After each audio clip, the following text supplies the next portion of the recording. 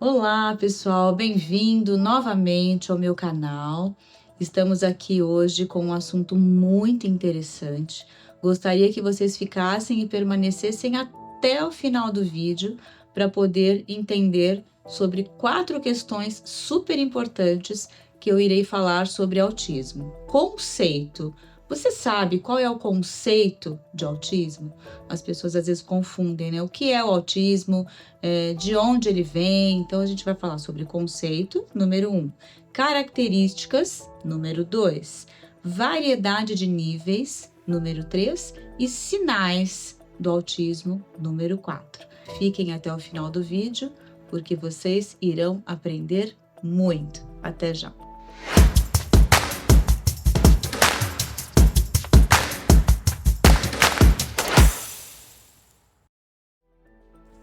Conceito.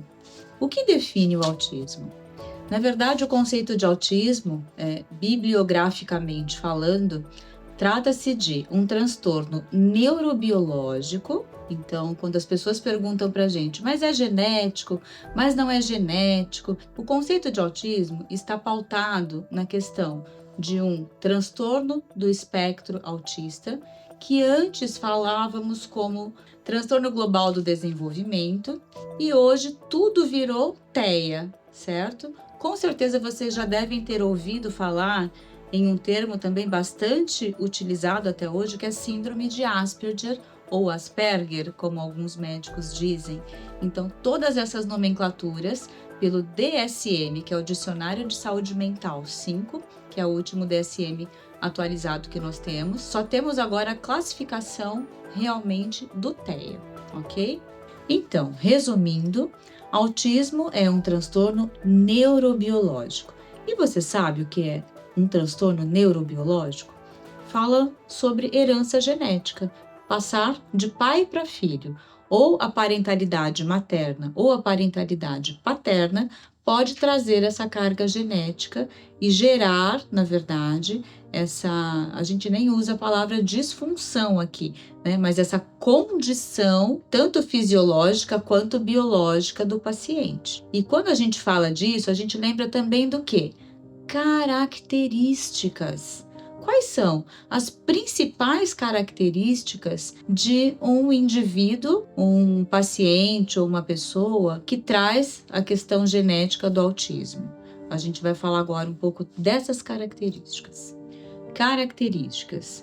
Vocês sabem quais são as principais características que envolvem o universo do autista? A primeira característica seria contato visual breve. Essas pessoas elas têm muita dificuldade, às vezes, de fazer contato visual. A segunda característica seria a alteração ou a sensibilidade auditiva. Elas têm muito problemas com barulhos, muito agudos, ruídos. A terceira característica seria a olfativa. Eles sentem cheiros, eles têm uma facilidade de identificar esses cheiros. E a quarta característica seriam as características sensoriais ou neurosensoriais. Tecidos, texturas, eles são muito críticos com essa questão que acaba incomodando muito, né? A parte do tecido, coisa muito pastosa. Então, essas são as 4 principais características do autismo.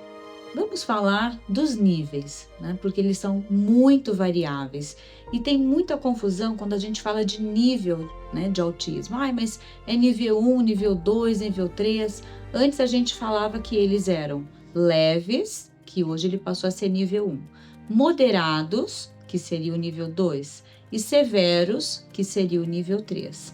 A nomenclatura médica hoje se atém mais a esse tipo de fala, então nível 1, nível 2 e nível 3. Só que nós, psicólogos e terapeutas que já acostumamos atendê-los, sabemos que é leve, moderado ou grave. Sinais. Olha que coisa interessante. Tem gente que confunde muito características autísticas com sinais autísticos.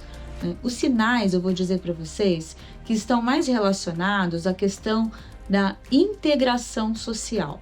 Por exemplo, uma criança que vai a uma festa, num buffet, e não brinca com outras crianças. Isso já é um sinal. A escola, quando percebe que essa criança no intervalo, ela não interage com os seus pares, ou seja, crianças da mesma idade. Um adulto na vida acadêmica, que sempre na hora do intervalo ele fica, né, lá no canto. Então vocês percebem que um dos maiores sinais do autismo é a questão social? Isso sim é um dos principais, na verdade, sinais que eles apresentam. A dificuldade da integração social. E outros sinais muito presentes dentro da característica do espectro são sinais principalmente que aparecem no trabalho. As pessoas se reúnem no final do dia para comemorar um aniversário. O autista ou o TEA, ele sempre vai dar um jeitinho de dar uma desculpa, né, de socialmente não performar. Eles têm muita dificuldade para performar ali, né, de fazer grupos. Geralmente, conversa de 1 para 1 flui muito bem.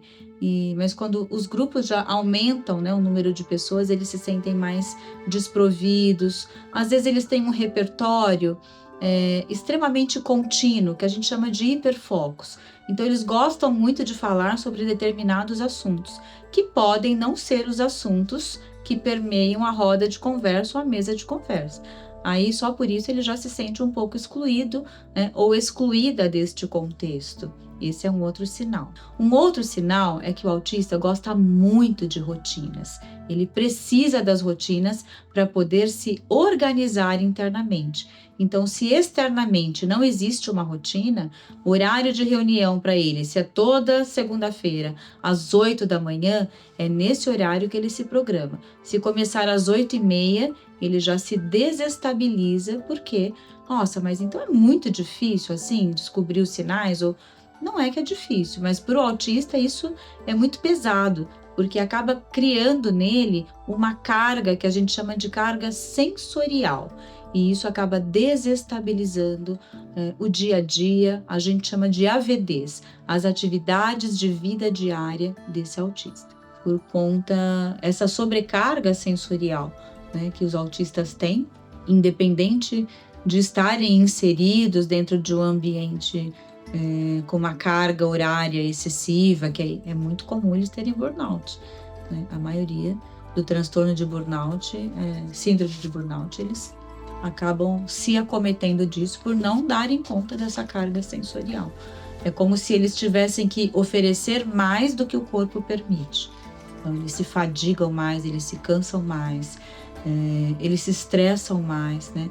Os movimentos estressores internos do autista são muito mais intensos do que os de quem não, né, não teria essa condição. Pois é, que bom que você ficou comigo até o final desse vídeo. Não se esqueça que, a partir de agora, todas as quintas-feiras, teremos vídeos trazendo muita informação aqui no canal para vocês e eu conto com a sua participação. Deixe o seu comentário, coloque lá o seu like, faça com que esse canal possa crescer cada vez mais, porque é o objetivo do canal, levar informação, e eu espero você para o próximo vídeo.